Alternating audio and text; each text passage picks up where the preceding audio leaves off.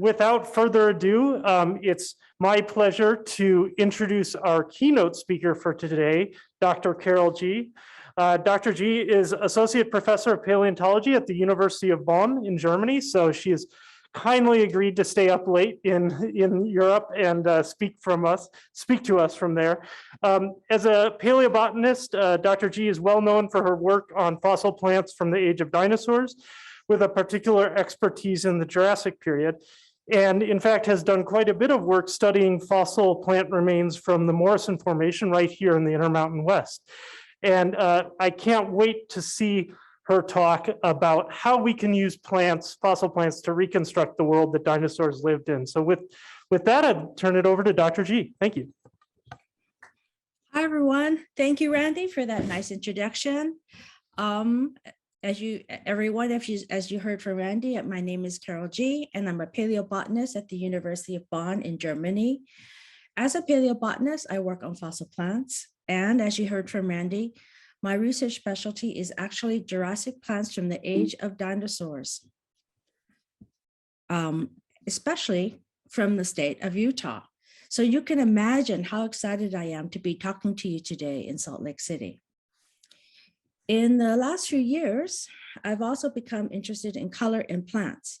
So I'm very pleased to have this opportunity to share with you about the things I've learned about color.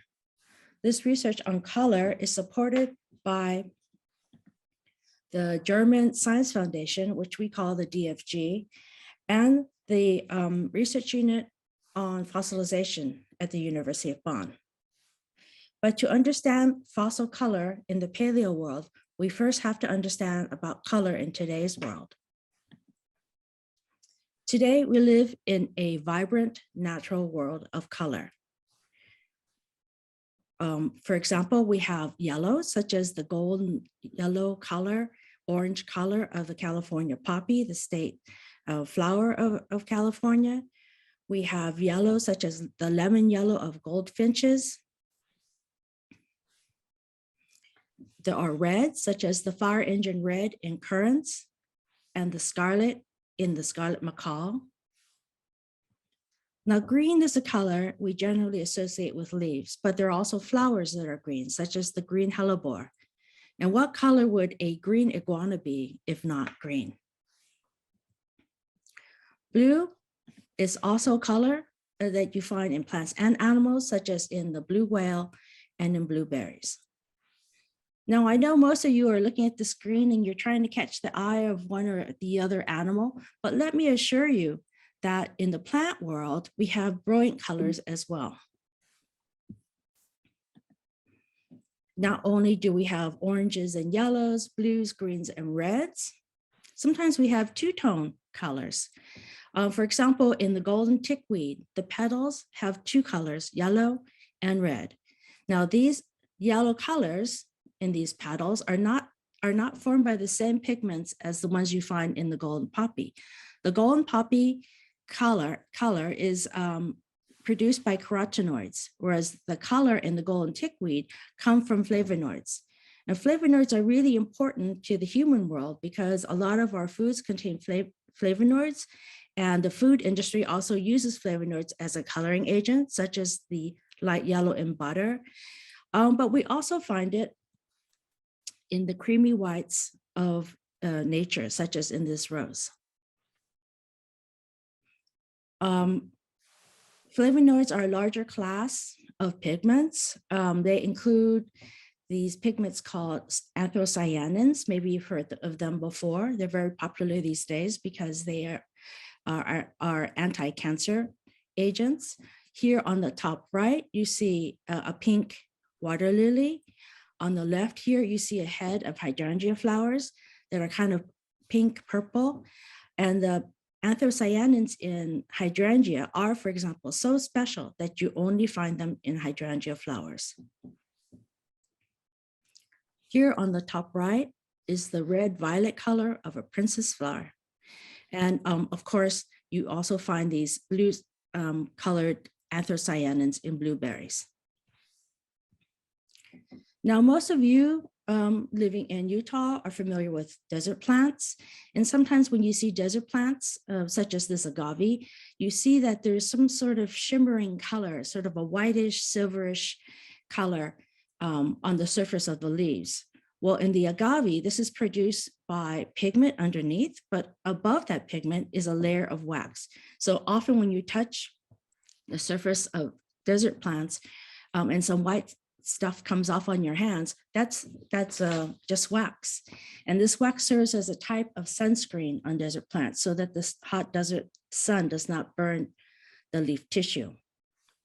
So when you have some sort of modification of a plant surface, that produces a color, this color is called structural color. And this is what you see in this mirror orchid. Here I'm showing you a close-up of a mirror orchid flower. And if you look at this lower lip here, you see this purplish, shiny, kind of like a disco ball metallic color. Well, this color here, this metallic blue color is produced by anthocyanins that are purple and structural color, modifications of the surface of the plant. And then the last type of color I want to show you here that's produced by plants is here in the bottom left. In the background, you see a picture of the ocean. And this is at the moment when a wave is breaking. And you see that while this wave is breaking, there's the production of this brilliant cold blue light. Well, this color is also produced by plants. So to summarize, the rainbow of hues in plants come from three major types of color. The first one is pigmentary color, pigments. Sometimes they're called biological pigments or biochromes. The second one is the structural color. And the third one is bioluminescence. So let's have a look first at bioluminescence. Here is a photo of breakers on the New Jersey shore. And as you can see, as this wave is beginning to break, there is this bright blue color that is being emitted from the waves. It's not actually the water itself. What is producing this color are very small, minute, one-celled organisms called dinoflagellates. They're a type of algae. So the color that you see is this cold, glowing blue light you see in the crashing of the waves. As I said, it's produced by these one-cell dinoflagellates, but they have to occur in masses. You have to have a lot of dinoflagellates to produce this flash of color. And they do this by releasing a compound, the light, through a compound called luciferin, which is the same compound that you find in fireflies when fireflies emit light. So here's a close-up of a single dinoflagellate alga. And they're really, really small, microscopic, but you can see this blue light that it's being emitted from inside the shell of the dinoflagellate, inside the cyst. And what happens is that when there's a wave, the dinoflagellate cyst, they all are squished together in the wave. And that squeezing of that cell wall makes the dinoflagellate release this color. So now I want to show you a short video of bioluminescent waves along the California coast, the Northern California coast in California. This is a YouTube video that's was put online by the Monterey Bay Aquarium. And you can see when the ocean waves break on the shore, this cold blue light of bioluminescence is being released by the dinoflagellates.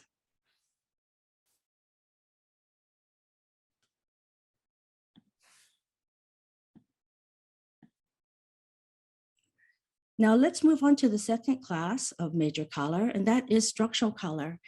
Here you see again the mirror orchid with this shiny lower lip. In this case, the structural color is produced by very teeny structures on the surface of the petal. They are on the nanoscale, and that which is 1,000 times. 1 nanometer is a million times smaller than a millimeter. And these very small structures scattered light so that we see them as metallic light. And in this case, as in other cases, this structural color can be coupled with pigments to give off a dazzling metallic color. So the shiny lip here on the mirror orchid, which is native to the Mediterranean, is produced by anthocyanins and structural color, and is believed to help insects such as bees make their way to the flower for pollination. Now, structural color is not only metallic in its color, but can also produce a deeper glowing color. For example, in the California poppy, here on the left, this orange color is produced by carotenoids, but there is also structural color on the surface. And this the structural color consists of deep regular ridges on the petal surface. Now, if you were to take a petal and look at it under a light microscope, you would see these ridges on here that you see as yellow lines, and they're very small. If you were to take this petal and use some epoxy to make a replica or a copy of it, and then put it into the scanning electron microscope and look at it from the side, this is what you would see. You would see the ridges here, and between the ridges, you would see this groove, and you would see that it is all very small. Here is a scale bar of 10 micrometers. But the total radiance of the dazzling orange color of the California poppy comes from the combination of structural color plus a carotenoid pigment. So if you look at the picture on the right, this is a picture I just took with my cell phone, no filter on it. I took it during the last super bloom in California in 2019. And if you look into the face of this flower here, you can see this glow to it that you usually don't see in most flowers. And that is produced, this is where the orange flower produced by the orange pigment produced by the carotenoids is enhanced by the structural color. And it's also thought to aid in luring insects for pollination. So pigments and pigmentary color, this is the most common class or most common type of color in plants. And there are three major classes of pigments. Now, everyone has probably heard about chlorophyll, and you all know that it occurs in leaves. And we've just seen a moment ago that you also find green colored flowers, which also contain chlorophyll. But we also have chlorophyll in some of the foods we eat, such as in this kiwi fruit. And unusually, you also find chlorophyll in things such as the spores of the horsetail. Carotenoids produce a yellow, orange, or red color. Here, the photo on the left is one of a flower of a St. John's wort. The next one is a flower, a tropical tree that has these flowers that are yellow, deep yellow, orange, and reddish. Here, our tomato, the common tomato, is actually also contains a lot of carotenoids. Now, on the right, we see a grape leaf in the fall after the green has gone away. So what happens is that when the winter season approaches, the chlorophyll in the leaf breaks down, and the plant saves then the valuable parts of this chlorophyll molecule to be used next spring. So, and when this green pigment falls away, you begin to see that there are actually yellow pigments in the leaf. And when the other thing that happens, so the yellow pigment has been there all the time, the carotenoids, but as the green pigment decreases, red pigments begin to be produced by the plant. So you get this kind of mottled or yellow and red coloration of the leaves. Anthocyanins, as I said before, is a type of flavonoid. We see them very commonly in flowers and in fruits that we eat. Again, here on the left, the red violet color of the princess flower. There are anthocyanins in the red currants. There are lots in blackberries, and also flavonoids produce the creamy white color of flowers. So of all of the colors and all of the pigments that we've seen so far, chlorophyll is by far the most important for life on Earth. Because, as you might have learned in the 8th grade, in 8th grade science, chlorophyll is central to photosynthesis. It captures sunlight, combines it with CO2 to produce glucose, which is the building block of all plants and animals, and as a byproduct releases oxygen and water. So without chlorophyll, the Earth would not have ever developed an oxygenated atmosphere. And without this oxygenated atmosphere, there would likely be no emergence of oxygen metabolizing life, such as us, such as other animals, such as plants. We would just have a world full of sulfur metabolizing bacteria. So just for the duration of the slide, I want to dip a little bit into the chemistry of chlorophyll because this is such a remarkable molecule. There are two parts to this molecule. The top part here has this large ring structure. In the middle here is a magnesium atom, and that's held in place by 4 nitrogen atoms. And then the second part is this lower part here. It's this long hydrocarbon tail, which consists of hydrogens and carbons. And what is so remarkable about it is that plants have chlorophyll, and this part of the molecule is very similar to a very important molecule in animals, and that is hemoglobin. The only difference is that in the center of this ring structure, hemoglobin has an iron molecule that is also held in place with the nitrogen. So without this molecule here, this part of this molecule, which is called a porphyrin, we might not actually have plant life and animal life. So the most basic type of chlorophyll is chlorophyll A. It's one of 5 or 6 different types of different variants of the chlorophyll molecule. So chlorophyll A is universal and it occurs in all plants. It is also found in the simplest photosynthesizers on Earth today, the cyanobacteria. So here on the left, you see a photo of some cyanobacterial filaments. Cyanobacteria used to be called the blue-green algae because it has this very special kind of blue-green color. And these filaments are composed of cells of the cyanobacteria. Cyanobacteria today also grow in these really weird colonies. They're rock-hard colonies. You can see the scale by comparing it to these birds here, these Australian pied cormorants. These mushroom-shaped mounds are a combination of limestone that's produced by the cyanobacteria and the cyanobacteria themselves.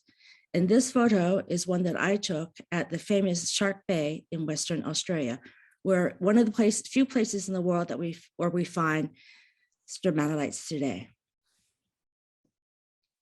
There is a unique mix of pigments in cyanobacteria, a close-up on the right. And if you look at the green, it's not a true green, it's kind of a unusual, almost olive green color. Well, there are 2 variants of chlorophyll, A and E and F, that produce this green color. And there's also this blue tone that produces this unusual color called phycobilin. And this is a pigment that you only find in 2 kinds of algae, the blue-green algae and red algae. For example, if you were to eat, when you eat sushi, the outside of the sushi is covered by this layer of nori, which is red algae. Well, red algae has phycobilin too. That accounts for this kind of purple color in the nori. And then the last set of pigments in the stromatolite is yellow in color, and those are the carotenoids. And together they form, or they produce, this very unusual color. So now I would like to take you on a little trip, a field trip through the history of life. But don't worry, we won't have to move anywhere farther than our screen or your auditorium seat, because this is what I call an armchair field trip. but we will start at the very beginning of time on early Earth. So the Earth formed 4.6 billion years ago. 1 billion years later, we find the oldest or the first green organisms on Earth. And these were cells of cyanobacteria. Here on the left in this photo, you see kind of a poorly organized colony of cyanobacteria cells. And on the right, you find cyanobacteria cells that are organized in the filament. There's 1, 2, 3, 4, 5, 6 cells altogether. And the oldest cyanobacteria cells are 3.5 billion years old.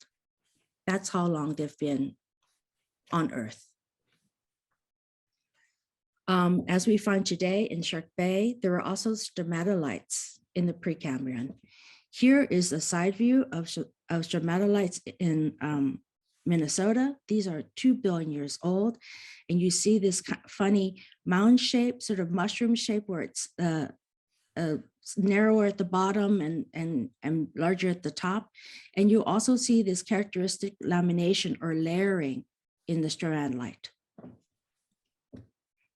So when you look for the pigment itself, the oldest evidence of chlorophyll is 1.1 billion years old. And of course, as you would expect, it's found in fossil cyanobacteria. So what would the Earth have looked like during the Precambrian? Well, during high tide, maybe this is what you would see along the shoreline, where you see an ocean, the sun is smiling, and you just see the tops of some rocks that seem to be just under the surface. At low tide, though, you would see that these were actually stromatolites with this funny limestone hard mushroom-shaped mounds of stromatolite and limestone. 433 million years ago, in the Middle Silurian, green plants conquered land. So this was a big revolution in the world of plants and in the world of in ancient life on Earth. The first plants, green plants on land, were something like might have looked like something like this. They were simple, flat, disc-like green algae, but as in the living genus called Coleochaetae. These are microscopic, but with time and evolution, you would have gotten an increase in size. The next step would be something like Cooksonia, which was 2 inches tall altogether. The branches were very simply and dichotomously equal branching. And then on top, where the plant held sporangia, 4 sporangia, then the sporangia contained the spores, the reproductive structures of the plants. And as time went on, there was an increase in branching and height. Rhynia here was about 7 inches tall. You begin to see some unequal branching.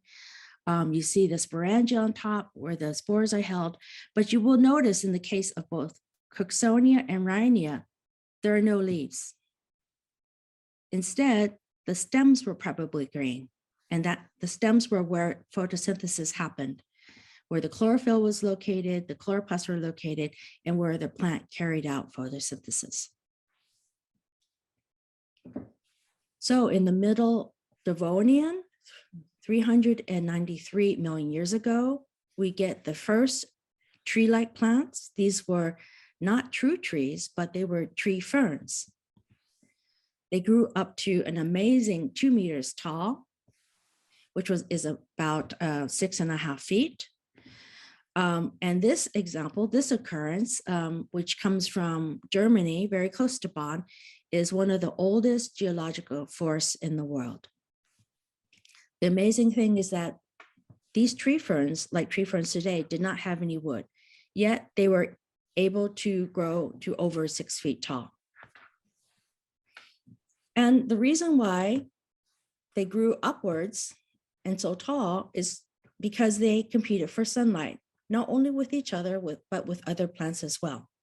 So this is going to be a common theme that we see throughout plant history, plant evolution, that there's this competition to get more and more sunlight, and that's why plants grow taller. But you'll notice that here, the stems are brown in color, and it's just the top of the trees, of these tree ferns that are green. That's where the leaves are.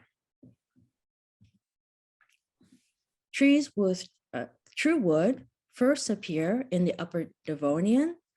This is a tree called Archaeopteris that lived 385 million years ago, and they grew up to 100 feet tall, which if you go and look outside a tree today, 100 feet is really, really tall.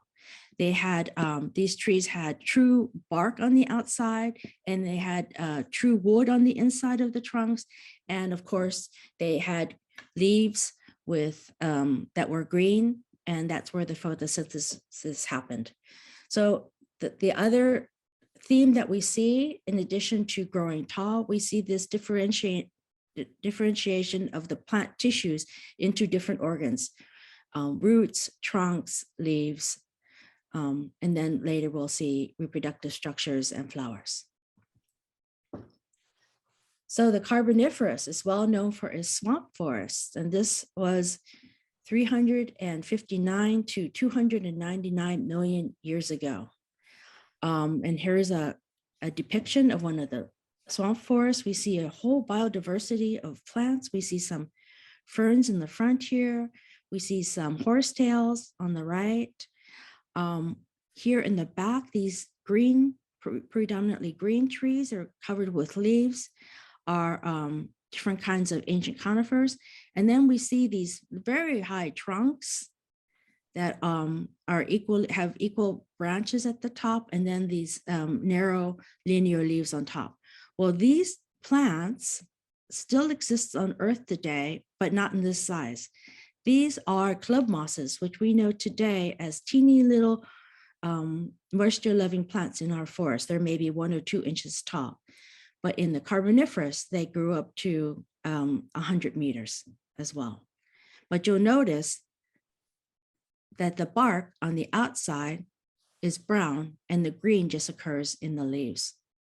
So we just have a very simple brown and green colored world in the flora of the Carboniferous. In the Permian, conditions became drier. This is 260 million years ago. We basically have the same club mosses, for example, here, but this artist has chosen to depict these club mosses, these giant club mosses, with a green stem. And if the stems were green, as in this case, then there would have been much more surface area for photosynthesis. And in here we see some short horsetails. Now moving into the Mesozoic, we are now in the Upper Triassic of Greenland, 200 million years ago. And as we enter this rainforest, you can feel that it's very moist, very humid, and there is still this predominant green and brown color that we've seen before. Some orange from the spent leaves, but mainly green and brown. Here in the bottom left, in the middle here, we see some ferns. On the bottom left, we see some cycad leaves. On the right, we see more ferns. And if some of you look very closely, I think some of you will recognize the leaves of a ginkgo here. So again, we continue with this green and brown theme, green being the most important for our plant world, because that's where photosynthesis happens. Now, finally, the Upper Jurassic Morrison Formation.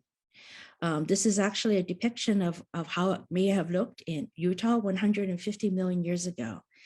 There were sauropods and other dinosaurs, but what I want to focus your attention on are these trees here of Araucaria or Araucaria-like plants. And this is what I specialize on. Here is a seedling, a younger plant, and then here are these older plants.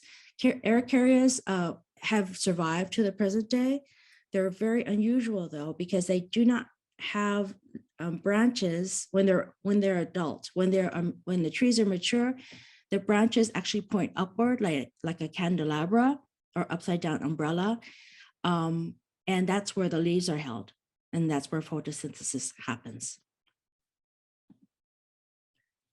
In the mid-Cretaceous, there is a quiet revolution in the global flora. So this is about 130 million years ago. So let's look at this scene. We see a fern here. We see some horsetails in the front. Oh, here's an Araucaria tree with its upside down umbrella crown. Some more horsetails along the shore here. But what the newcomer is in this photo, in this flora, are these flowers, these white flowers here. Because the mid-Cretaceous is when angiosperms or flowering plants first appear. And this is the dawn of the new age in the plant world. So although the global flora is still dominated by conifers, ferns, and other gymnosperms, we have the birth of the angiosperms. The only thing is that these angiosperms or flowering plants were very small and inconspicuous. So they've been difficult for paleobotanists to find until now, but we do know a little bit about them. One of the oldest flowering plants comes from China and is 120 million years old. It was a non-woody plant, a herbaceous plant that was about 3 feet tall. And when you look at its flower, it looks kind of deconstructed in that here in the center is a photo of this plant, this early angiosperm. On the right is a reconstruction.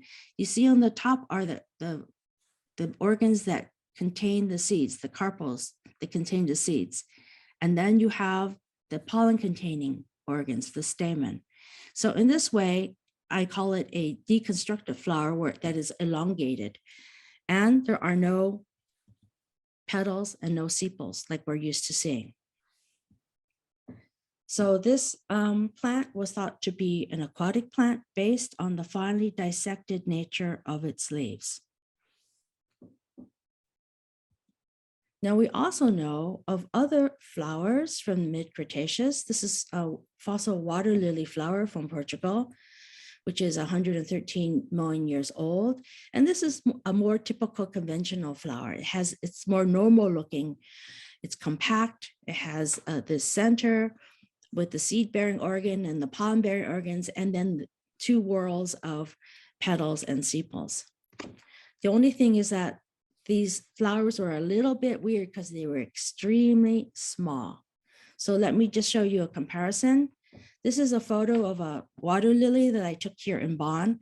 But if you imagine that this is the size of this water lily here from the Cretaceous and compare it to a normal water lily, this is what the size comparison would be. So this is about 5 inches across altogether.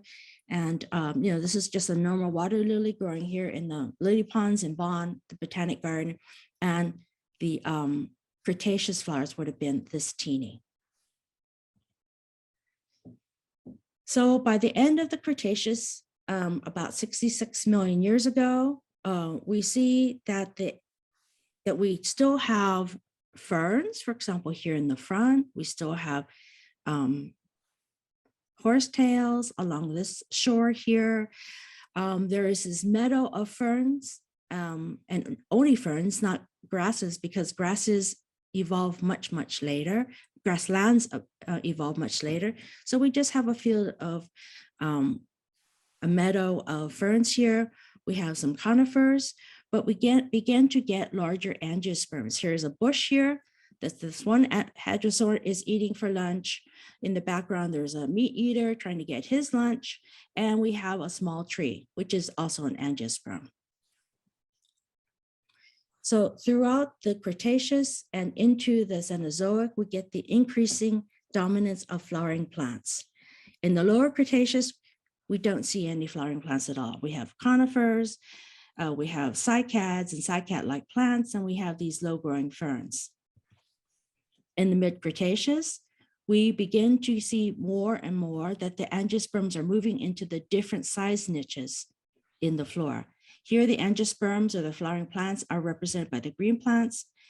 In Mid-Cretaceous, we see herbaceous angiosperms as well as small shrubby ones. Here, as time goes on, we see an increase in the number of shrubs of angiosperms. By the Upper Cretaceous, angiosperms have become small trees. And by the time we get to the mid-Cenozoic, for example, in the Eocene, we see that angiosperms occupy most of the niches now, including that of the large trees. So we do have some conifers, but the cycads are gone. The ferns are very reduced. The numbers of ferns have been reduced, and there are just a lot of different angiosperms in all the different niches in a vegetation. So now in the Paleogene, the Cenozoic, Paleogene forest, 60 million years ago, they were still very tropical because the climate was tropical, but now we have a domination of trees of flowering plants. You might see a fern here in the bottom left, but all of the other vegetation is represented by angiosperms. Here we are at the Cenozoic climatic optimum, 47 million years ago. This is the Middle Eocene of Germany at this very famous locality called the Messel locality. And if you take a look at this, you can see all sorts of animals that are not known to us today. This is a creodont, which is an ancient type of early mammal. Here's a little horse. Here on the left are crocodiles. Now, crocodiles and often turtles are characteristic or typical for a tropical climate. And this is what we find at Messel in the Middle Eocene. So also in the Middle Eocene, this time in British Columbia, we're a little bit farther northward. We see a tapir, which is actually also very characteristic of tropical habitats. We see some horsetails here in the front, and some water lilies here in the freshwater pond. But mainly we see angiosperms. Here's an angiosperm with leaves that are turning red. Here are some soluble palmetto palms, and then here are some angiosperms turning red and yellow. So we're beginning to see color, actually, in the leaves of the angiosperms that are changing with the seasons. The Miocene, in the Miocene, we get cooler, drier climates. And this is about 20 million years ago. So we begin to get the development of grasslands all over the globe. So in the Oligocene and the Miocene, we get grasslands, the evolution of grasslands, as well as the evolution of grassland eaters, such as sea zebras. And here, they're depicting this dry grassland with this yellow color. So again, we are now getting more color into the flora. So throughout the Cenozoic, there is this huge burst in diversity of flowers, not only in morphology and size, but also in color. And these are just a few photos from my private photo archives. You've seen them before. Some of these pictures, the princess flower, the water lily, this Posiliana, here's a bumblebee orchid from the Mediterranean, the St. John's wort, and here's a nodding thistle. And these pink and purple colors are produced by anthocyanins. This yellow color here is produced by carotenoids. So coming to the end of the Cenozoic, we're approaching the Pleistocene, and the cooling of the earth meant not only a warmer equatorial area and cooler polar caps, but also more differentiation of habitats. So we find a lot of special biomes where there are plants with special adaptations all over the earth that we had not seen before in Earth history. For example, here, tundra, where we have these stunted plants growing, they're mostly angiosperms. We find a lot of bog plants and carnivorous plants, for example, these pitcher plants in this bog here. And we find the development or the evolution of deserts and desert plants, such as this saguaro. So let's just take a closer look at the saguaro, because I think everyone has seen a saguaro before. You know that there are these really tall stick-like plants that grow high in the air.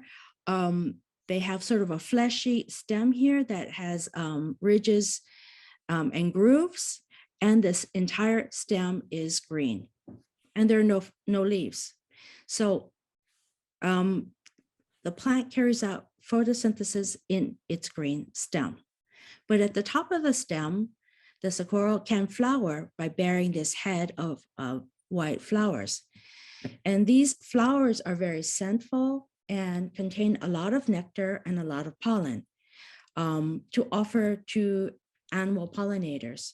And they attract pollinators of all sizes, ranging from small honeybees to larger pollinators such as this gila woodpecker, which is feeding on nectar, or nocturnal animals too, such as this lesser long-nosed bat, which is coming to visit this flower.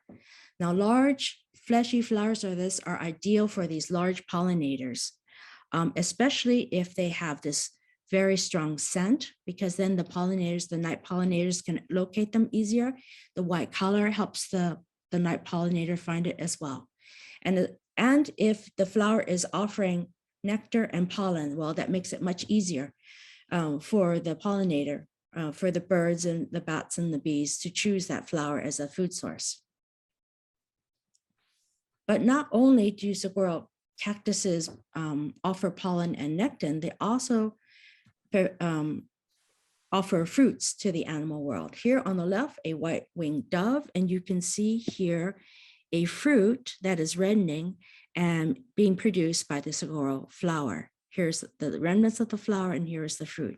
And if you cut open this fruit, you will see that the inside of the fruit is juicy and anthocyanin rich. And this is a reward for the animal disperser. Birds especially like to eat these sorts of fruits. They will break through this outer skin and eat this fleshy, juicy tissue here. They swallow the seeds whole, and the seeds will pass through the digestive system so that when the bird flies off to another place and excretes these seeds, the seeds can germinate in a different place, and in that way get dispersed. So pigments in fruits and vegetables are not only important for the animal world, they're important for us too. And we eat many different pigments every day in our fruits and vegetables. Chlorophyll, as you know, is responsible for the green color that we find in peas, cucumbers, and lettuce. The carotenoids are not only in the carrots that your parents want you to eat, but also in corn, peppers, and citrus fruits. The flavonoids, as I've mentioned before, are responsible for reds, yellows, and also these sort of creamy white and yellow colors, such as we find in in cauliflower, in parsnips, and bananas. And the anthocyanins are very important because they are help catch free radical and prevent cancer in people and in animals. And we find them in red grapes, purple grapes, red onions, and blueberries. And I'll just read off what these different types of pigments do for our health. Chlorophyll support eye, lung, and cell health. Carotenoids are good for your vision, like your parents have always told you, for your immune system and for growth. The flavonoids produce healthy bones and help the circulatory system. And as I said before, anthocyanins are good for your heart, brain, bones, arteries, and especially for your immune system. Herbivory is actually the most important interaction between plants and animals. It's more important than shelter, which plants provide many animals, as well as the interaction of pollination. So herbivory is important because all plants serve as the primary producers in all ecosystems on Earth. And only through only by eating the first, only through these primary producers, the plants, can we develop higher trophic levels. And this has been going on for the last 890 million years. So it's herbivory is as important today as it has been throughout all of life. So, and I'm just showing you here this beautiful cedar waxwing eating red berries. These berries are full of carotenoids. So this bird is doing it, is not only getting nutrition, but also these pigments that serve in the function of many of his body processes. So with that, I want to thank you very much for your attention and open the floor to questions.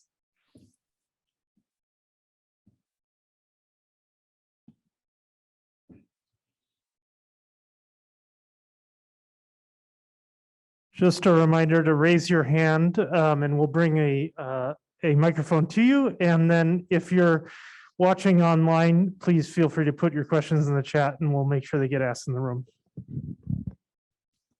So you said earlier that grasses didn't develop later. Why is that? Okay, so I should make a distinction between grasses and grasslands. So grasses first show up at the end of the Cretaceous, like all major angiosperm plant groups. So you find individual grasses, and they're usually the bunch grasses that produce kind of a tuffet form, but not the grasses that produce these grasslands. And so the grasslands first show up in the Oligocene and in the Miocene. And that's because these grasses that you find in grasslands are really specialized for dry and cold environments. They just thrive in these cold and dry environments.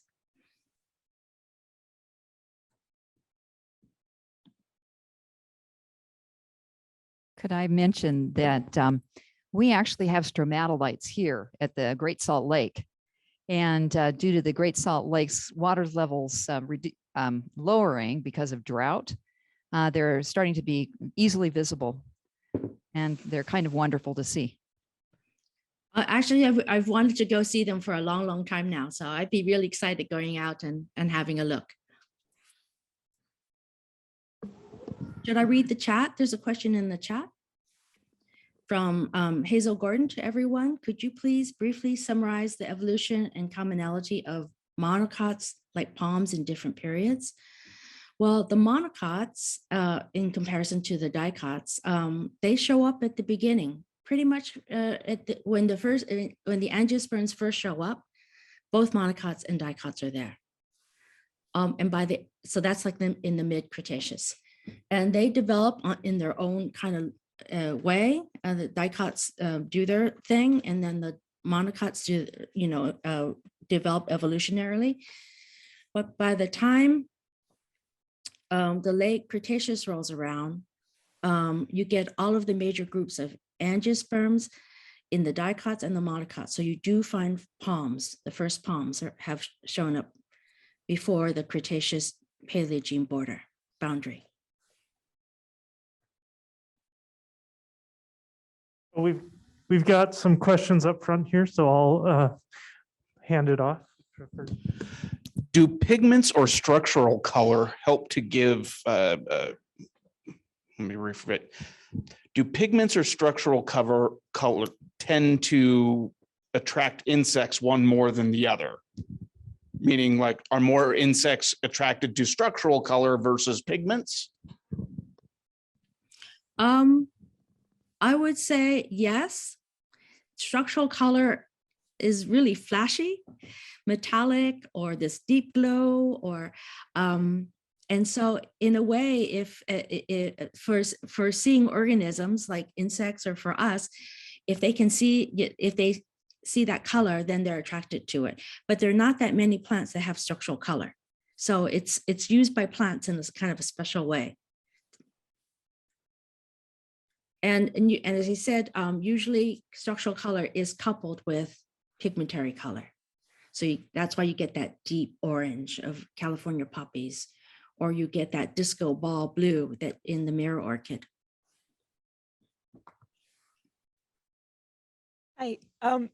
How can you identify pigments in the fossil record? That's a really good question. And that's what my new research program is all about, trying to find these pigments in fossil plants. So when I was first approached to give this keynote lecture, I was asked to talk about color in fossil plants. But the examples of color that we actually know in fossil plants are really low. I could just count them on one hand pretty much. So that's why I decided to expand my talk to color in today's world, as well as what we think, how we think that plants were colored in the past. So to find color pigments, you have to find plant parts, let's say leaves, that have that are really well preserved. And you get really good preservation of leaves in lakes that are cold and have a deep bottom, and where the leaves have been preserved very quickly and closed off from oxygen. And then you get really exquisite preservation of the cells down to the organelles. You can see like ER, and you can see mitochondria. And in those sorts of leaves, these sorts of localities, this is where you find people have found pigments, plant pigments. So what you do is you collect these leaves from the fossil locality. For example, in the Miocene locality of Clarkia in northern Idaho, that's one really famous locality that preserves pigments. You collect these leaves as fossils, and you make sure that they're protected from oxygen. You take them into the lab, and then you can grind them up and extract the pigments for certain chemicals, and then run it through something called an HPLC, which is a high pressure liquid chromatography machine that is very sensitive and can pick up different compounds, organic compounds and pigments. And then nowadays, this fancy machine is hooked up to something called a LSMS. The MS stands for mass spectrometer, and that measures then the amount that pigment that you have.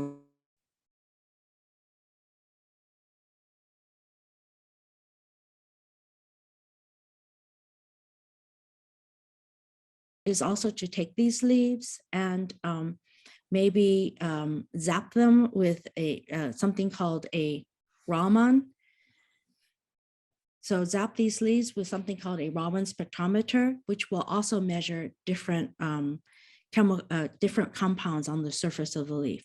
So we want to, so in this new research program that I am doing on color pigments in leaves, we're going to use different modern methods, all high resolution, to see what kind of results we get from the leaves.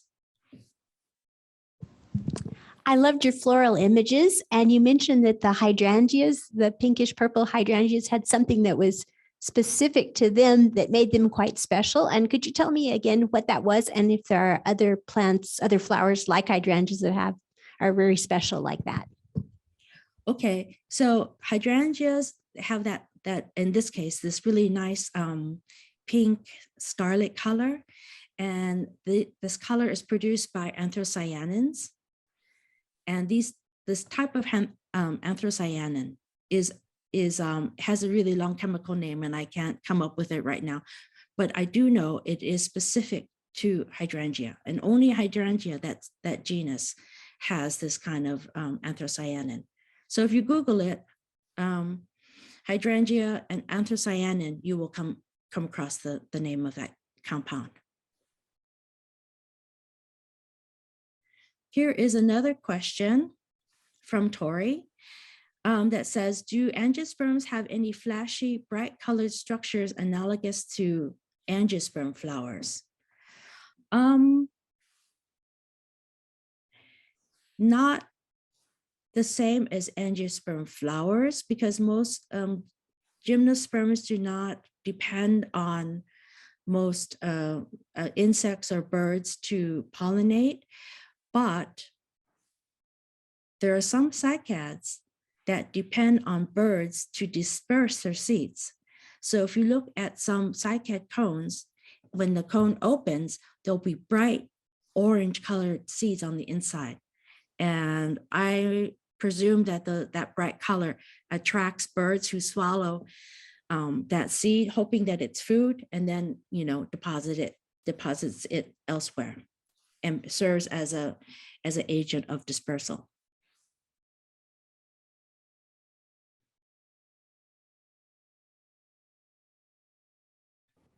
All right, well, if there's no other questions, let's give Dr. G another round of applause for a great talk.